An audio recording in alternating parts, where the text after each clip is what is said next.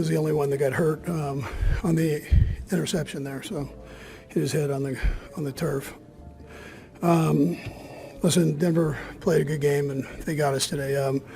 On our side, I've got to make sure that we don't go 3 and out with those last couple offensive series, and then there were a variety of things that went on that we all contributed to. So throughout both sides of the ball and special teams, and there were some good things, But when you're playing a good football team, and you got to cut back on your penalties for sure.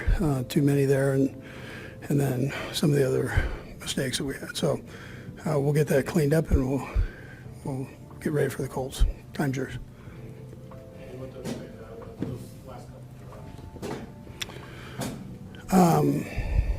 We needed to do better on them. I could have given the guys better opportunity to do that.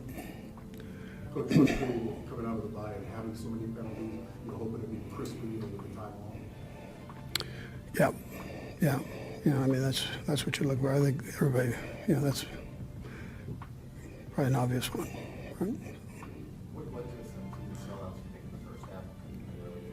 Yeah, well, listen, they're the number one defense in the National Football League. So we were fighting, and then we had some where we were going backwards and kind of self-inflicted things. So we've got to take care of that.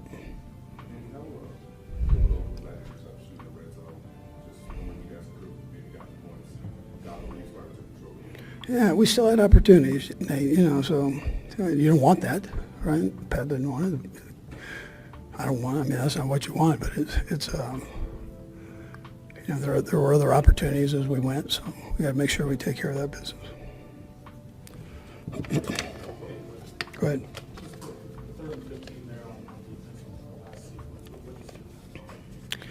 Yeah, so he was able to get out containment there, and the receiver worked to get himself open.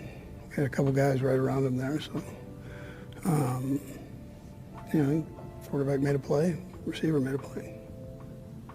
So the couple down push shots in the first series that looked like could have been there, obviously tight one catches. Was that just the way the game unfolded? Was that something that you could see? Yeah, I mean, we thought we had some opportunities down the field.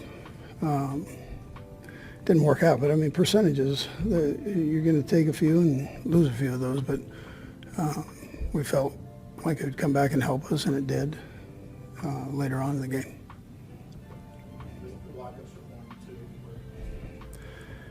Yeah, they did a good job splitting us right there, and we've been pretty good in that area, and they got us on that one.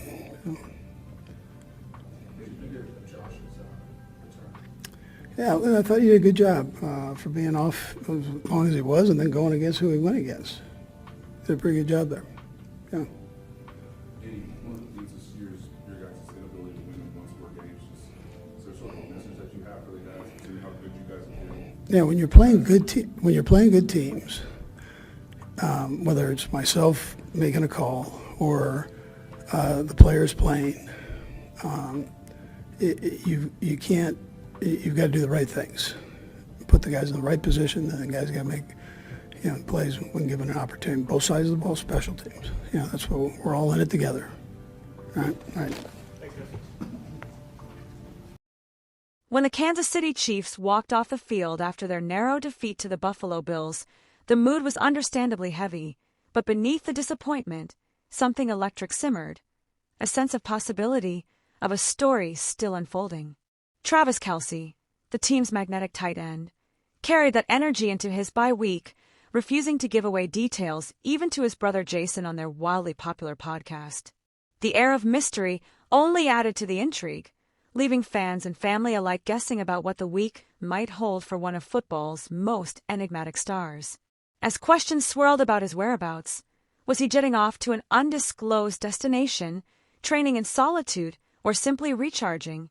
Travis's silence fueled the conversation, making every podcast appearance and social media post a puzzle piece in a larger narrative. Meanwhile, the weight of recent history lingered. Kelsey's 84th touchdown, a moment of pure athletic genius, had pushed him past legends and straight into the heart of Chiefs folklore. The play itself was a masterclass in anticipation and improvisation, Mahomes, facing 3rd and long, looked for his most trusted weapon. Kelsey, finding a seam in the defense, caught the pass with defenders looming. What happened next seemed almost preordained. The twist, the feint, the burst of acceleration as Kelsey left tail Noah Huena grasping at air and powered into the end zone.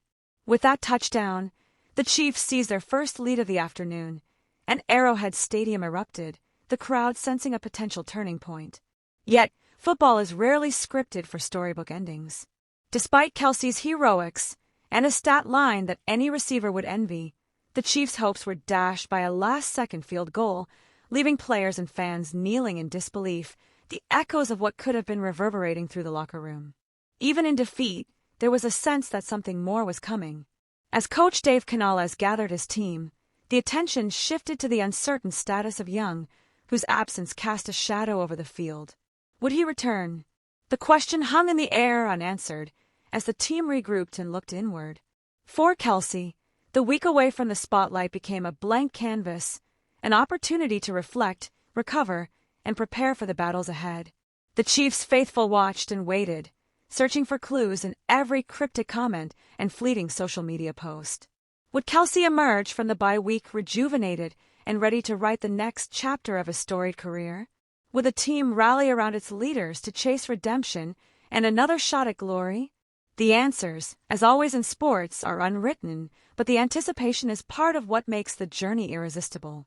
Every defeat, every triumph, every moment of uncertainty adds layers to a season that refuses to be predictable.